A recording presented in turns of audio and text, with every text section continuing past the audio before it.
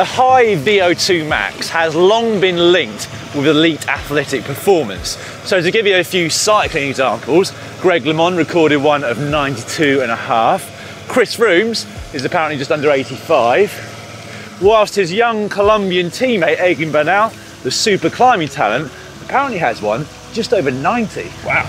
Now to put that in context, the average male has a VO2 max between 40 and 45. The average female between 30 and 35. Now, can you improve it?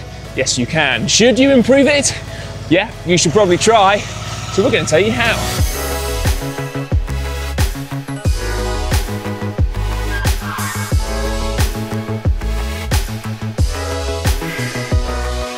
Before we tell you, we should probably explain exactly what it is.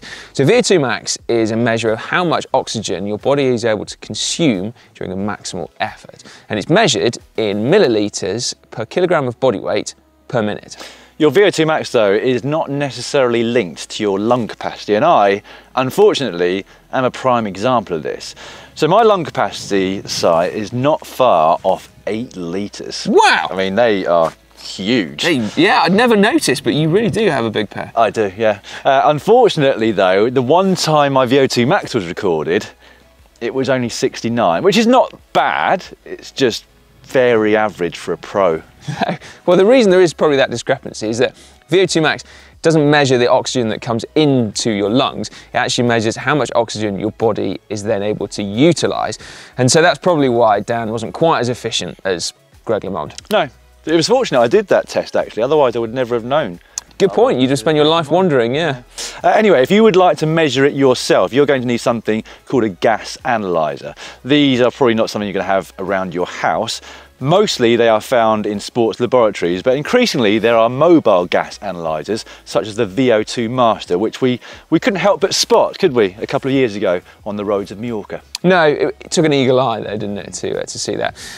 Now, the reason why your VO2 max is so important is that oxygen is vital in helping your body turn fuel into energy. So therefore, the more oxygen that you can actually get in, the more efficiently you can turn fuel into energy. So therefore, the longer and harder you can exercise for. And that's probably the reason why some people try and artificially boost their VO2 max by using ill-gotten methods. I've got some good news, Si. Yeah? You don't need to dope to increase your VO2 max. Oh, that's a relief. I've also got some bad news. What's that? To increase it naturally, it's really going to hurt quite a lot. That's not bad news, mate. No pain, no gain. Coming up, we've got 3 sessions that will boost your VO2 max. Hold on.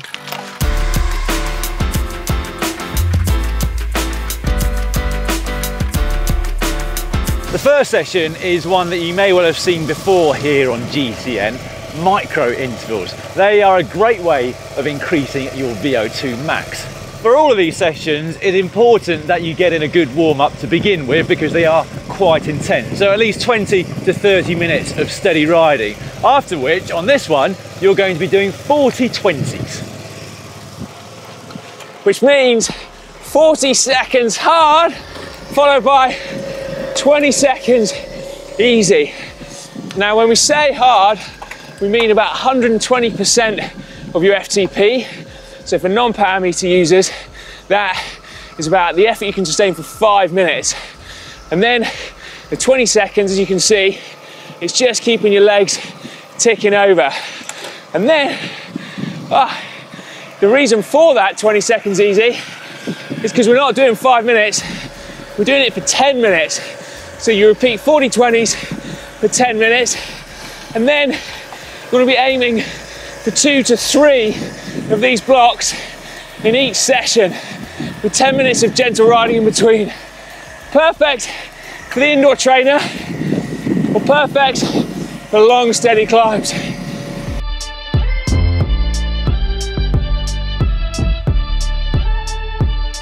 Our second session is a little bit simpler, but no less painful. We're doing 4 minutes almost at max. So power meter users, that means again about 120% of your FTP. Either way, when you get to the end of your first 4 minutes, you should feel like you have a little bit left in the tank, but not very much. Within a single session, you want to aim for around 20 minutes of total work at this intensity.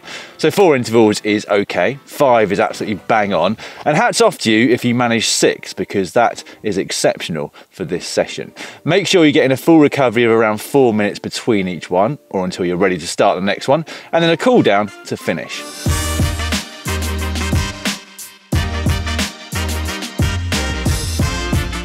Our last session is probably just about the least painful. The intervals are the longest at 10 minutes a pop.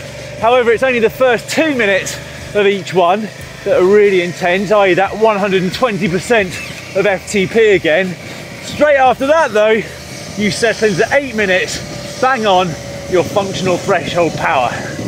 Again, without a power meter, this is the sort of intensity that you can hold for 5 minutes. But then it's followed by 8 minutes at the sort of effort that you could hold for 1 hour.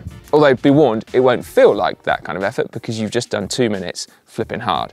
Now, have 10 minutes of very easy riding in between and then repeat the session again. Just 2 of these intervals is pretty good going, but some of you may be able to manage 3.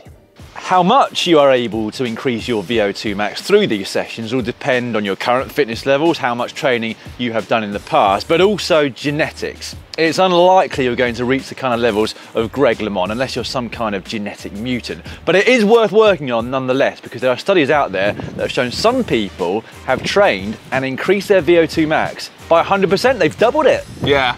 Others, meanwhile, can't improve it at all. But nevertheless, it is definitely worth trying. And we should also stress as well, actually, your VO2 max is not the be-all and end-all of being a super fast cyclist. Not by a long shot. There are many other things that are important and that you should train as well. So these VO2 max sessions should be part of a balanced and varied training plan. And don't forget, within that well-rounded training program, to incorporate rest. Rest is really important if you want to make improvements. That's right. With that, your ability at that and also your 8 litre lung capacity, Dan, it's no wonder the Cervelo test team absolutely snapped you up. Yeah, I was good at rest. I still am, in fact.